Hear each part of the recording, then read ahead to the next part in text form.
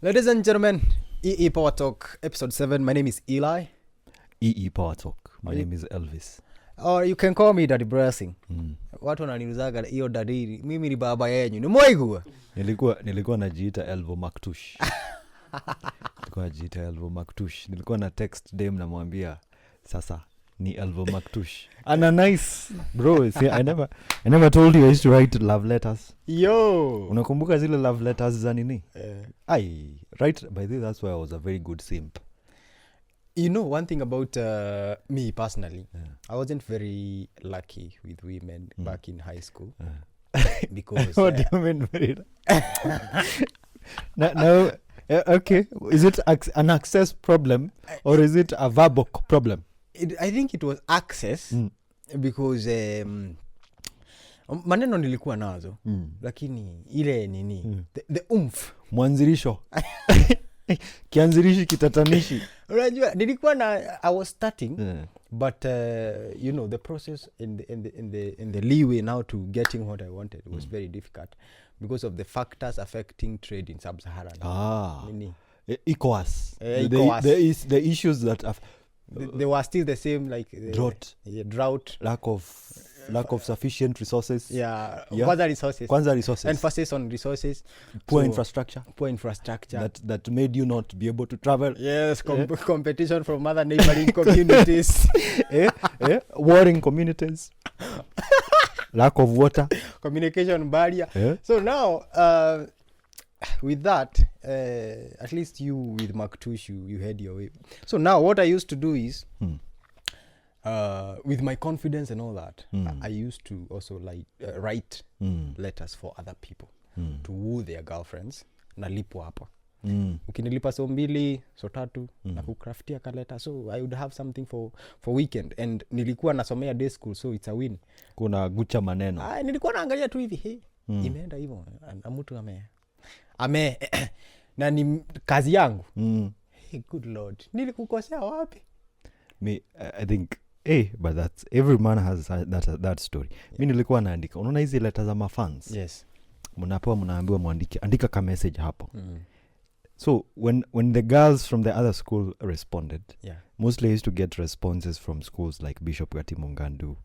I used to get responses from a school, kuna shule fulani ilikuwa inaitwa, what was this? There was a school called Gataragwa Girls. I had like people walikuwa wananijua huko hivyo. Wangejua Elvo Maktush hata akaweza pewa microphone by then. Hawezi tamka, hana matamchi. And I think mostly it boils down to the topic that we're going to tackle here about emotional intelligence and IQ. First of all, there's a very huge difference between IQ and EQ. IQ is basic intelligence of knowing things, like being an intellectual in things. EQ is a matter of communication and how you present those ideas and how they come out of your mouth. An emotionally intelligent person knows how to communicate to people, knows how to say things without offending people. It doesn't mean that you will conceal your opinion, but you will know how to drive that message home. One of the things that make us have a deficiency in accessing things is because of how we present ourselves, our ideologies, and how they land on that other end. Because you can hear someone say, okay, whatever you're saying is true, but you didn't have to say it that way. When you say it that way, it creates a form of resentment. It creates a wall. And when there is a wall, there won't be any form of communication. And not that what you said was wrong. It's not that you said it in the wrong time. Okay, you might have said it in the wrong time because having emotional intelligence helps you read the room. Ona umesema kitu ama mtu amesema kitu, unaona mtu amekomentiwa read the room yawa. I will use an example. Kuna celebrity ameingiliwa sana nini on X kwa sababu when Morara was captured alienda kupost mambo zake huko. You're like, okay, tunaelewa uko kazi, lakini saa hizi tuna deal na vitu zingine. Read the room. Maandamano. Yes.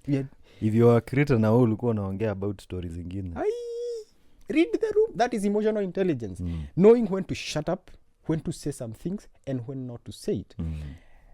IQ will help you be well endowed in those matters. Like Elvis akikaa chini hapa ongelelea skills, tutainua miguu juu na mikono. Because he knows how to speak about skills. Lakini Elvis ukiongelelea skills wakati tunaomboleza, my friend, that shows you're not emotionally intelligent. Because in this specific moment, really, what do you want to gain? Okay, we understand. Heri ungenyamaza. Ungenyamaza tu. Unasikia watu wakisema heri ungenyamaza. And that also affects the relationships that we have with people. We can be very good friends, but I don't know when to say some things and when to shut up. And that comes as a deficiency on my side. Naweza kuwa mimi nikiongea I use wisdom. But there are some things I go overboard when I come to, like, naweza sema anything, anytime and anywhere without really considering the situation or the context of things. Yeah, sure. So that's my understanding of what emotional intelligence is. And I think with emotional intelligence, you will be able to become a leader in the sense that you will be knowing, okay, my team is behaving this way. Is this a good point or a good time to say something like this? Yeah. So that's basically my understanding of EQ and IQ. Well, for me, I think I would let me take emotional intelligence and IQ on the perspective of relationships. You know, a lot of relationships nowadays actually also have problems with emotional intelligence. Sana hiyo. I have been someone who's had emotional intelligence issues in a relationship and realized the repercussions that you can actually get by not being emotionally intelligent. What is it that you're saying? When you wala watu ukikasirishwa na your girlfriend or your boyfriend unasema umbwa wewe kwani unadhani siwezi pata msee mwingine wewe? You see words like those? Yeah. Ama you realize there are people who are vulgar and there are people who are abusive. But there is someone who is very verbally abusive. You know, verbal abuse is also a form of abuse that is actually very bad. Yeah. Comes in relationships. And it takes an emotionally intelligent person to shut up. Very true. You have a very important message right there. Kukaa hivi and then you say, hey, no. In as much as I'm pissed, sikia mtu yangu. Wacha kwanza ni, let me just take a breather. Let me just take a few minutes. I don't want to say something that is going to be rude to you or something that is actually going to make me feel a certain way. Yeah. Intelligence quotient, or basically intelligence itself. Think. Is it right? You get? Yani, sorry, niwacha nitumie kizungu ya Kenya. Tumia akili yako. Yeah. You get? But for me, emotions, people need to learn how to manage their emotions. A lot. You need to learn. I was getting this example from a certain guy. He was telling me, as creators, when someone insults you, you don't wake up and start doing the same thing as this particular individual. Ati umekuja ukatusiwa. Like, I always get that. Someone is telling me, si respond kwa umse. Umse anaweza kutusi. Like, I always get that. But I came to realize, listen, there is something we refer to as emotional intelligence. Intelligence itself. Intelligence. The word intelligence means what? You're the one who is brighter than the other person who is probably doing this. I've seen creators who've decided that. Wacha ni muonyesha hajui. Wacha ni muonyesha. Unaniambia nini we? Mama, like, you've had people insult with parents. Very, very bad words. And what we lack mostly is emotional intelligence. I'm not so much into IQ. I'm so much into emotions. Correct. People need to learn and master their emotions. Why am I saying that you need to master your emotions? Understand yourself. Bro, kuna wakati nilikuwa naropokwa. Ningeropokwa, piss me off. You will know. You will know. I also have. Know. Until one day, I remember, do you know, ukiropokwa, utaropoka, yes. But the biggest problem is, mwenye unaropokea, mwenye unashautia, they remain silent. Yeah. Hiyo inakumanga. Have you ever called someone, you've umeropokwa because you lack emotional intelligence, yes, and then once you're done, huyu mtu anasema okay. sawa anakata simu, and then like, uko like wait, nilikuwa naanza vita, mbona urushi ngumi? Even in relationships, when your partner is shouting at you, and this one is especially for men because we need to master our emotions. When your partner is shouting at you, like when your partner is shouting at you, she's saying wewe ujui nini wewe, and she's probably shouting on the phone, or he is. The most intelligent thing that you can do is shut up. Mwambie okay, so that is what you mean, okay, kata simu. Perfect. And then be very silent. Now after that, relax, tumia akili sasa. Now you think of what you should do. But now you are emotionally intelligent. You didn't allow your emotions to overtake you. And you start shouting. I see that especially with leaders. Where ukikasirishwa na mtu, you start yapping. And so I don't want to mention names of this particular leader. He's a certain MP in Kenya. And I was watching and I'm like, wait, is this an MP? Bro, I'm like, only MP. This one was someone who was voted in. The words that you're shouting, I'm like, bro. Just because you're pissed off. Man, like I used to see people insult Uhuru Kenyatta. And this guy used to be relaxed. Up to date, umaisikia kibonga? Do you know one of the things this guy does is that he's silent? I actually came to realize sometimes you don't have to be shouting and speaking and blabbing nonsense. Absolutely. I was in a relationship some time back, and when arguments got to arguments, unaniambia nini? I used to do the same kind of thing, where I start shouting and saying, hata mimi I'm shouting. And I realized if someone doesn't tone it down and control their emotions, this one is never going to be solved. And it takes you as a couple, it takes you as a person to master your emotions. Emotional intelligence. When a client doesn't pay you, you don't take your phone and you send insults to them on SMS. No, you don't. You think logically. Most of the time we burn bridges that we've actually taken so long to build. Like if for example uko na deni yangu, bro. It doesn't make sense for me to come shouting at you. Buda nipatie pesa yangu wewe. Utajua mimi ni nani. Utano. I call you once, I call you twice, I call you thrice. You've not responded. It's done. I'll use my head. It's too much trouble. That's too much trouble. It's too much work, actually. Let me think of a way I can recover what I lost. But now we're stuck with that point where your emotions caught up with you. There is something called conflict resolution that basing on what you just said, if you're not emotionally intelligent, there is no way you'll get out of a conflict not hurt, actually bruised with actual real wounds, because you went into a war that wasn't really a war. You ulivaa gloves za vita, kitu ya being talked out or kitu ya kunyamaziwa.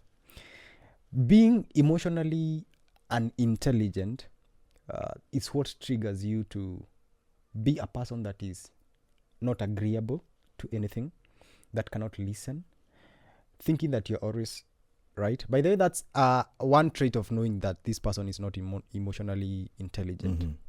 There will never come a day that Daddy Blessing will be 100% correct every time. I'm not Jesus. Of course. Because I'm prone to making mistakes myself. And if I'm covering these mistakes with excuses rather than taking responsibility, it shows a deficiency in emotional intelligence. And even intelligence itself, not necessarily even in the side of emotions. Being emotionally unintelligent will put you in a place where getting out of a conflict is very hard. And emotional intelligence is what attracts collaboration towards a common idea. Let's say we are at loggerheads with you. There is a conflict somewhere. What you're supposed to do is to work together against what this conflict is. Not to work to aid the conflict.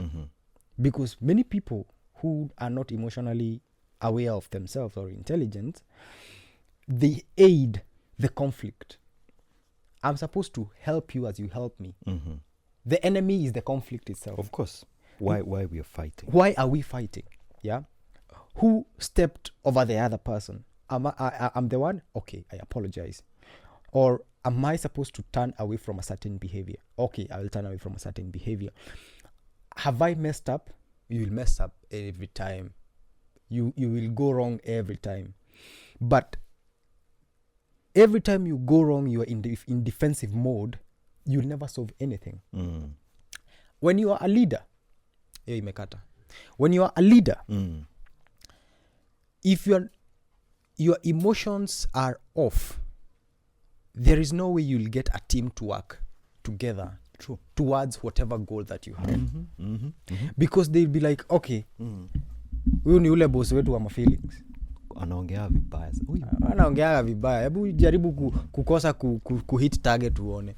He won't even ask you the challenges that you are facing. Ndio that's why you have underperformed. He'll be like, unatafuta watu huku. Unatafuta watu who can work better. Mnalipangwa kuketi. I mean, by the way, going to that point. Yeah. I came to learn one thing. That it does more harm than good to promote emotionally unintelligent people. Ooh, even if they are performing.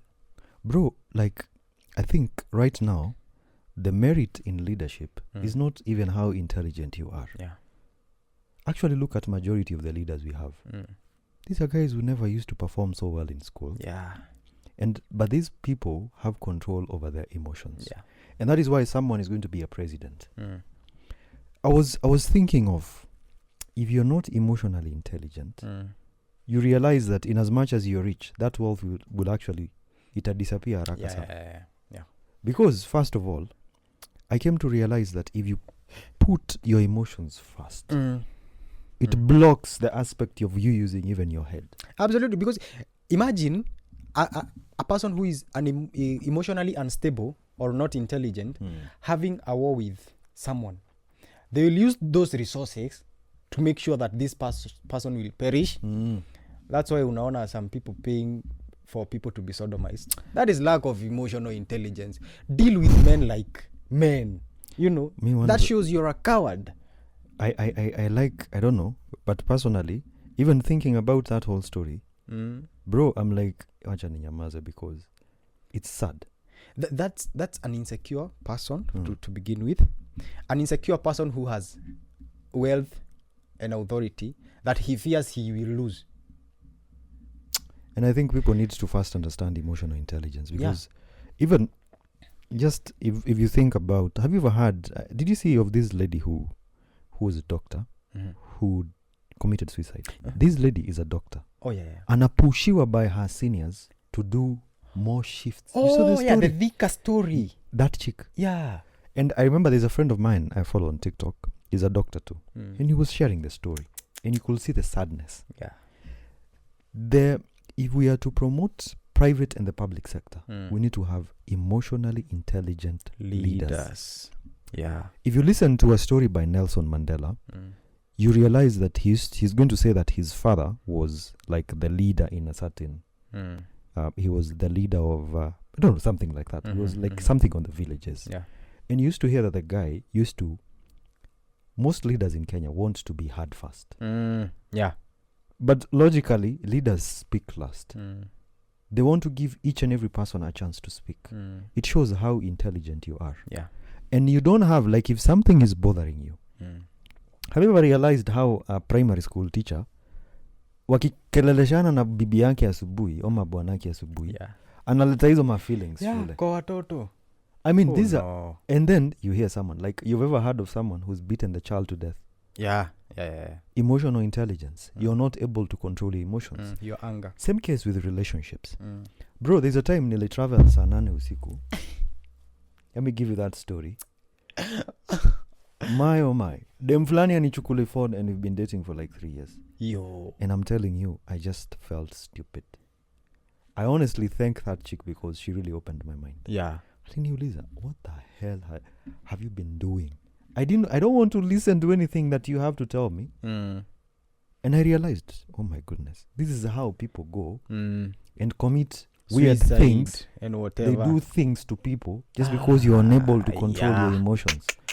Man, that thing was a lesson to me because what you allow to what you allow to feed to be in your mind or how you allow yourself to feel will actually lead to reactions, repercussions and problems. Yeah. You hear someone akisema later on, oh my God, what did I do? I've learned a theory that the happier you are in a relationship is not even about the amount of love that both of you have. Yeah. You realize that it is about how both of you emotionally manage. You're actually able to manage your emotions. Yeah. In conflicts, in happiness. Yes. Most important things. Like, there's a guy on YouTube, he's an old author. I don't know why I'm forgetting that book, but I need to really look for that book. The book itself is about emotional intelligence. And how being emotionally intelligent can actually make you a better person. Like how you can, emotional intelligence is something like, let me just listen to you. Like if you're having a problem with your girlfriend, with your boyfriend, with a worker. Yeah. Hi, what is the problem? Have you ever seen like a child? Take a child, for example. A child is doing all these, piganisha vitu.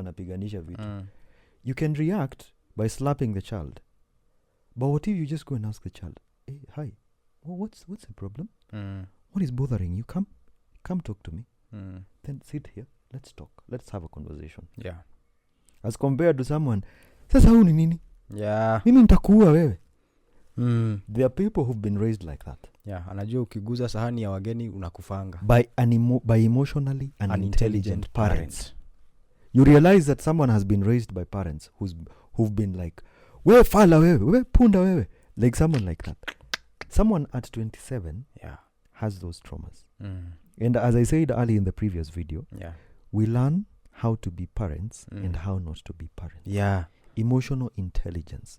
It starts from the basic things. Like if your partner is causing tantrums, there's no need in you causing tantrums. Yeah. Just say, okay, let's find some common ground. People break up without finding a solution. You see, in the aspect or in the context of relationships, there is something that has been normalized, and it is lack of emotional intelligence, so to speak. Not being able to solve an issue, but replacing that person. Unaget? It's better there are 7 billion people. There are 7 billion people. That's why the aspect of kugongeana has become a prone aspect of dealing with life. You become emotionally unintelligent, and then you decide that let me go and look for a compensation for this. Yes. You look for someone, you end up having sex with them. Kugonga ama kugongwa. Umegongewa ama umegonga. Umegongeana. Then after you've done that, you realize, so what was I even doing? Yeah. Then you come back to your partner. The conflict is still there. The problem is still there. And you've messed up this other side. Messed up. So now, you have to go and get tested again because... Yeah. Wewe ulienda kugonga kwenye hujui. Nani amekuwa akilima? You get? Unagonga kuna mwenye analima. You get? So ideally, I think emotional intelligence, especially that one. Yeah. Where people like in relationships, you ukikosana na your partner, the best thing that you can do is to react based on your emotions. Calm down, relax. Yeah. Buddha, I've messed up my life most of the time by not being able to understand and manage my emotions. Yeah. I have a psychologist friend of mine. He is also a counselor. Yeah. And I like to talk to him. Namwambianga, by the way, let me just come. You know, I might be thinking, mimi ni najua sana, I'm sane, but labda mimi ni mwenda wazimu natembeanga tu huku hivi. Yeah. Watu wananiangalianga hivi. I think I'm so intelligent. So I go to him and he tells me, Elvis, listen, you're very emotionally unstable. I'll be like, "Aye, bro." Then the guy was like, you need to learn how to control those emotions of yours. Yes. Those emotions of yours will probably ruin you. Yeah. You have a personal brand, and you need to be very careful about your emotions. Yeah. And it hit me. My parting shot, bro, as I end this. Manage your emotions. Yeah. Learn how to manage your emotions. Emotional intelligence is critical. You can be very intelligent when it comes to you and what you can do. Yeah. But if you're not emotionally intelligent, doesn't matter what you're doing. You will destroy a castle that has taken you 12 years to build. Yeah. That's my shot. And my parting shot is just know when to speak. Knowing what to say is important. We appreciate you, sir. But know when to speak. Know how to speak, and learn that you don't have the same understanding of things as other people have. You might have a strong heart to take things as raw as they are, but please, some things, read the room, understand the mood. No, this I'm not supposed to say here, but I will say it eventually. There is the aspect of right time in some things. People say there'll never be a right time for anything, but I beg to differ in some things. There is right and wrong. That is why as we were speaking here, we said you can never see a hype man kwa mazishi. Kwa sababu ama keki kwa mazishi, because that environment is not prompting for those things to happen at that time. So read the room. Well, that is episode 7 of the EE Power Talk. My name is Eli. See you in the next one. My name is Elvis. See you in the next one.